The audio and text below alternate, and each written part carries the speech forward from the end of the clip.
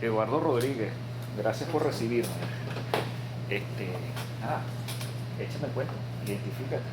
Ok, gracias Juan por la oportunidad de ayudar a tu proyecto de la cultura, de cómo es la introducción o la entrada de la cultura venezolana en otros países. Me imagino que eso es parte más o menos. Yo soy ingeniero agrónomo, tengo ya aquí en Cincinnati como 20, o fuera de Venezuela, 20 años.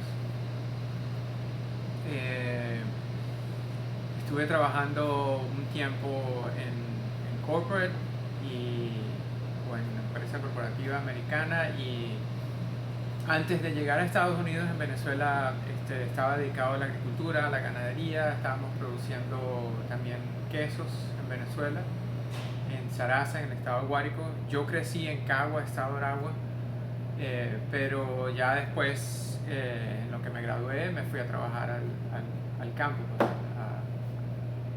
Guárico. Y entonces allí siempre estuvimos pensando en hacer lo que se llamaba integración vertical. Estábamos produciendo la parte agrícola, estábamos usando parte de la producción agrícola para alimentar a la ganadería, y tenemos ganadería de doble propósito para carne y para leche, y parte de la leche la vendíamos a la industria y la otra parte de la leche la estábamos usando para producir quesos. Y bueno, cuestiones de la vida, se presentó la oportunidad de venir a Estados Unidos, a Cincinnati, y mi esposa le ofrecieron un trabajo acá, y bueno, pues nos venimos. Y bueno, a raíz de eso yo estuve trabajando como 10 años en la parte corporativa, y luego un tiempo dentro de estos 10 años, yo sentía como que la necesidad de, wow, me hace falta comerme aquel queso fresco, aquel queso venezolano que comíamos en Venezuela, y no se consigue. Me parecía que el mercado aquí estaba muy saturado en aquel momento con todos estos estilos de quesos duros o semiduros como Gouda o Cheddar y todo eso, y no había nada nuevo que ofrecer diferente. Y entonces empecé como que a investigar y a ver, y pensé, bueno, déjame iniciar una producción pequeña, comercial de quesos aquí, a ver qué tal. Entonces, bueno, dejé mi trabajo corporativo y me dediqué a una aventura así, O sea, a emprender en este mundo a de... emprender en este mundo. Este, y bueno, allí empecé haciendo quesos frescos estilo venezolano, que sí, lo que llamamos el queso blanco llanero, un queso tipo paisa, y el queso guayanés y queso de mano. O sea, que en principio tú estabas básicamente trasplantando la receta venezolana de queso, o venezolana entre comillas de queso, aquí en Estados Unidos. Exactamente, sí, sí, al Y, principio era eso.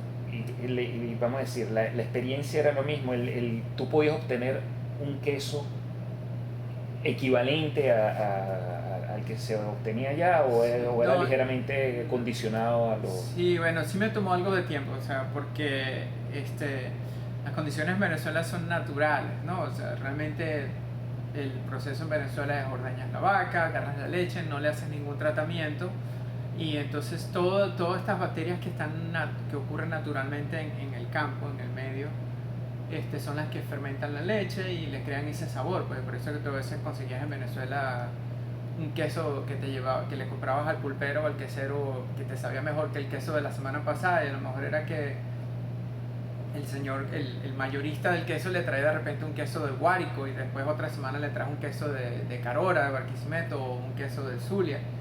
Y ahí las condiciones de diferentes bacterias en las tres diferentes zonas pueden dar un sabor diferente a la leche, también la calidad de la leche de los animales. Para no hacerlo más complejo, pero bueno, era difícil tratar de recrear eso, porque aquí tiene que ser bajo condiciones más controladas. Tienes que pasteurizar la leche, y ya cuando pasteurizas la leche eliminas todas estas bacterias naturales que vienen con la leche, y entonces tienes que introducir bacterias que fermenten, y bajo una forma segura, para prevenir que entren bacterias patogénicas, que son las que pueden causar las enfermedades o los problemas luego. Cosa que nosotros en Venezuela, desde pequeño comiendo queso llanero, nos acostumbramos, pues ya a pesar de que era producido en condiciones no controladas, nuestra flora intestinal en cierta forma se acostumbró ya a ese tipo de quesos y la verdad que de repente una que otra vez a lo mejor te enfermabas con un queso u otro, pero no era mayor cosa, pues era simplemente lo que llamaban intoxicación versus envenenamiento. Ok. Cuando tú realmente no te llegas a morir por consumir algo es una pequeña intoxicación, pero envenenamiento ya prácticamente te mueres por comer algo. Pero pero bueno, y bueno, entonces sí, tomó tiempo tratar de encontrar esa mezcla de diferentes bacterias de fermentación láctica para recrear ese queso. ¿Y cuáles eran los quesos que en principio tú trataste de...? En principio yo traté de hacer lo que llamamos el queso blanco llanero, el queso de rallar venezolano, el queso de mano, el queso guayanés, y un queso, el queso paisa, lo que llamamos el queso paisa en Venezuela. Tuve dificultades para recrear el queso paisa en Venezuela porque yo estaba usando fermentación, o sea, como una pequeña producción artesanal estaba usando fermentación natural.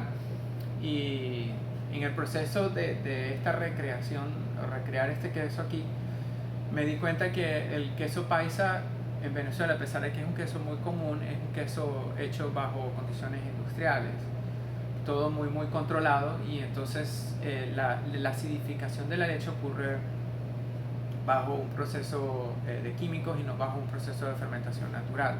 Entonces, a la final, el producto final siempre va a ser el mismo bajo un proceso industrial, pero bajo un proceso artesanal el producto final puede tener pequeñas variaciones. Y entonces la textura y el sabor del queso no siempre era la misma con el queso paisa, y bueno, eso lo dejé a un lado. El queso blanco llanero, lo llegué a recrear, a veces tenía pequeñas diferencias, sí servía para rallar, servía muy duro, pero luego la condición de ser empacado al vacío, la textura del queso cambiaba un poco, se volvía un poco más suave. Versus en Venezuela nosotros ese queso no lo compramos empacado al vacío, siempre era envuelto en un plástico, envuelto en papel cuando llegabas y te lo cortaban en la quesera, pues, en el mostrador.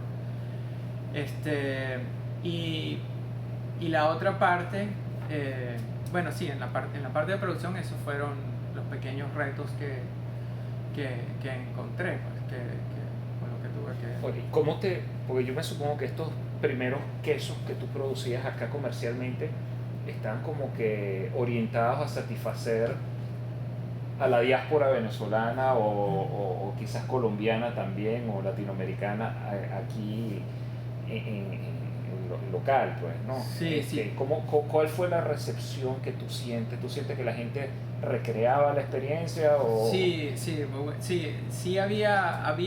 o sea, básicamente ellos eran como mi sensor, ¿no? Mi medidor o sea, la diáspora venezolana aquí eran como mis medidores de qué tan cercano eran mis quesos a los quesos en Venezuela. Y bueno, a veces habían cuestiones de que el queso guayanés era muy duro, no era tan suave como el queso guayanés en Venezuela. El sabor, la textura, tal vez el queso, se esperaba un queso un poco más duro, más fácil, menos suave, en el caso del queso blanco de rallar, pues, y siempre obtenía esa retroalimentación con los venezolanos. En ciertos momentos hubieron ciertos lotes que estaban muy muy cercanos a esto, pero a la final ya a partir del año ya prácticamente estuvimos más cercanos a lo que era el queso blanco en Venezuela, con el queso de rallar, al punto de que había una muchacha venezolana aquí, la muchacha de empanadas aquí. Ellos crearon el negocio del food truck, y ellos compraban este queso blanco para usarlo en sus empanadas, usarlo en sus arepas. Ahora, ¿qué tan difícil? Cuéntanos un poco cómo es ahora venderle la idea a un mercado que no conoce el queso criollo, que no conoce el queso venezolano, Sí. ¿cómo se le vende a los locales, a los no venezolanos Sí. esa idea? ¿Cómo hiciste tú o si es que lo pudiste hacer? Sí, sí, sí.